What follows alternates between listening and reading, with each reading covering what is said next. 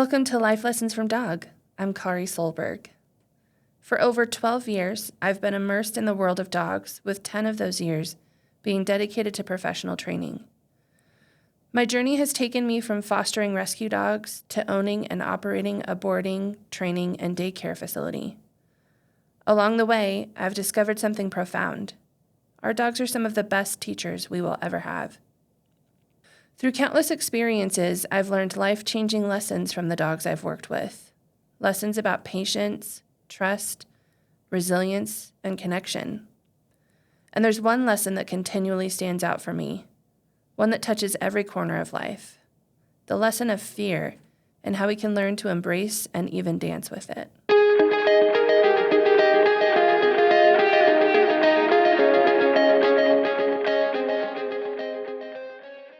I'll be honest, this is a story I've struggled to write. Not because it's particularly dramatic, but because it's layered. There are so many moving pieces to this experience, and distilling it into one coherent lesson feels almost impossible. For that reason, I know this particular story will come up again in future episodes, and each time we'll add more color and depth. But before we dive in, I need to introduce you to one of my greatest teachers, and his name is Buddy. One of the biggest questions I've always gotten as a foster is, how can you let them go? My answer has always been the same. I never let myself consider keeping them. That mindset allowed me to form productive and helpful attachments without losing sight of my role in their journey. But at transport pickup in the summer of 2014, when foster number 20 hopped off the van, everything about that mindset was tested. Number 20, later to be known as Buddy, ran straight to me as if I was his long-lost mom. And in his eyes, it was clear. He had found his forever. I resisted adopting him at first. One more dog meant one less spot for a foster in my home. But as the months went by and the universe would have it, Buddy officially became mine on Thanksgiving of that year. Buddy was everything you'd want in a dog, outgoing, friendly, and confident. We did pack walks, field trips, and off-leash adventures. He traipsed through life alongside Cola, Crosby, and me with ease. But that confidence turned out to be situational, not intrinsic, a lesson we were about to learn together.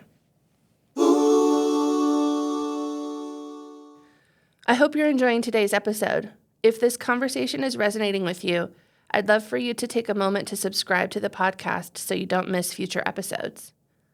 You can also connect with me on Blue Sky and TikTok at Life Lessons from Dog, where I share more stories, insights, and behind-the-scenes moments from the world of dogs and the lessons they teach us. Your support helps this podcast grow, so if you're finding value here, consider sharing it with a friend or leaving a quick review. It makes a huge difference. Now let's dive back into today's story. On May 12th, 2015, Buddy and I loaded into my little orange Subaru Crosstrek and set out on the 2-day drive from Colorado to California. We were attending the Training Cesar's Way workshop at Cesar Millan's Dog Psychology Center in Santa Clarita, California. Buddy was a logical choice to accompany me. He was the newest member of my pack, and we had the most to learn about each other. I was excited. Buddy, however, was not. From the moment we left the house, Buddy began whining, pacing, and panting in the back seat. I pulled off in Breckenridge, Colorado, less than an hour into the trip to reconsider the whole journey. This wasn't the confident Buddy I knew. I hadn't realized how much of his assurance had come from being with Cola and Crosby. Without his pack, he was lost. But with no backup plan, I was forced to lean on Benadryl to take the edge off of Buddy's anxiety, and we had to press on. It was a grueling trip. Buddy's stress never fully left. But looking back, that journey was the beginning of us navigating every range of emotion, from fear to triumph together. The workshop was an overwhelming experience for both of us. For me, it was about learning how to navigate my newly found sensitivity to energy, absorbing as much knowledge as possible, and figuring out how to apply it to my rescue work. For Buddy, it was a test of his ability to adapt and cope without his usual support system. One particular moment stands out clearly. On the second day, Buddy and I were walking the stone path to the main gathering area when someone came up behind us. And out of nowhere, Buddy spun in a circle, barked, and became very defensive. I was at a complete loss. This wasn't the Buddy I knew. In that moment, I felt embarrassed, confused, and frustrated. From my perspective, there was no reason for his reaction. But here's the thing about fear. It's rarely rational. It's an instinctual response to the unknown rooted in survival. And nothing makes that more clear than watching a dog in fear. Reflecting on that moment now, I realize how much Buddy's reaction mirrored my own experiences with fear. Like Buddy, I have faced moments where fear seemed to come out of nowhere, paralyzing me with its intensity and overwhelm of information. Where fear is an instinctual response to keep us alive by flooding us with all of the possible options and outcomes, it also has the uncanny ability to keep us stuck and limit growth. What I've learned is this: fear is not the enemy, fear is information. That experience with Buddy taught me to approach fear in a completely different way, not as something to avoid or to suppress, but as something to be curious about. Fear has an immediate, visceral quality. It grips you, makes your heart race, tightens your chest, and floods your mind with doubt. If we let it, fear can take over, paralyzing us and keeping us from moving forward. But what I've learned, both from Buddy and my own experiences, is that fear isn't inherently bad. It's a signal, an instinctual response designed to protect us. The problem is that in our modern lives, fear often shows up where there's no actual danger. Instead of warning us about physical threats, it reacts to uncertainty, change, or stepping outside of our comfort zone. If we're curious about it, though, if we pause, take a deep breath,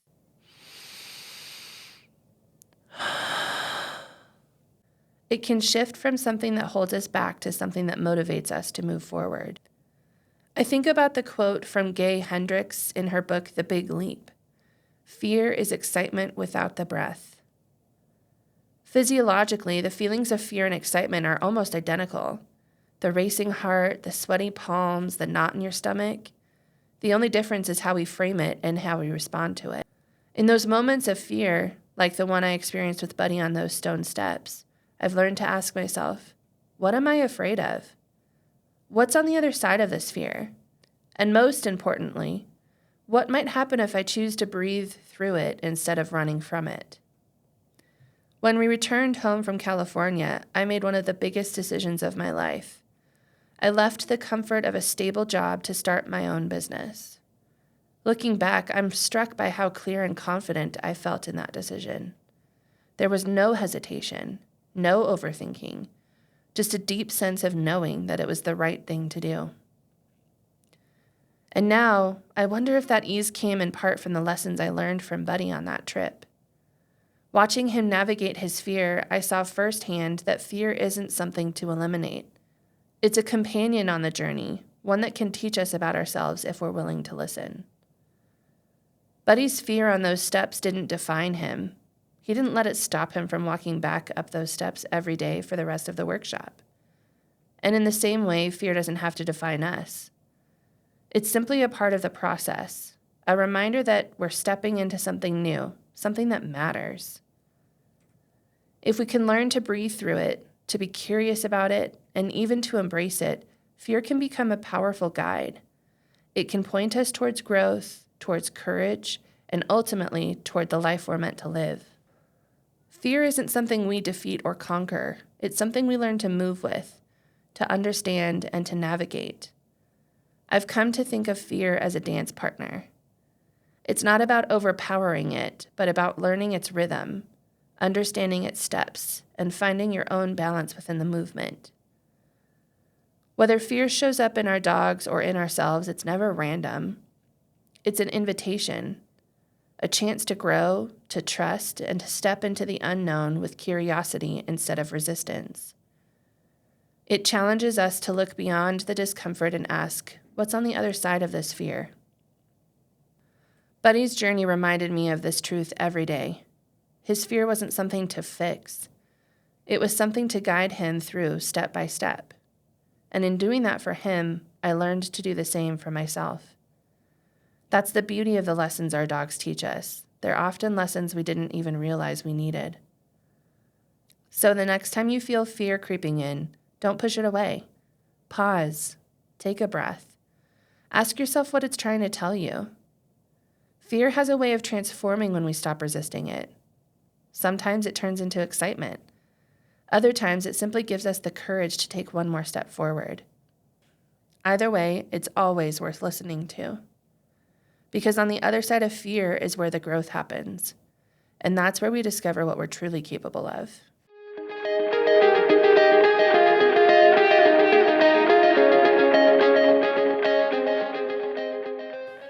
Thank you for joining me on this episode. I'm Kari Solberg, and I'll see you next time as we explore more lessons from the canine world and the heart of the human experience. Until then, remember, fear is just information, it's not the answer.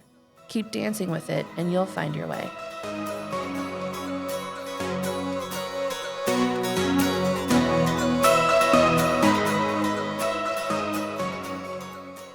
Join me next week as we explore how to reclaim your space, your energy, and your life, one boundary at a time. From peeing on my bed to refusing to listen in training classes, Crosby taught me what it really means to hold boundaries, not just with dogs, but with people too. In this episode, I'll share how redefining my relationship with Crosby changed the way I approach boundaries in every area of my life. I'll see you next week.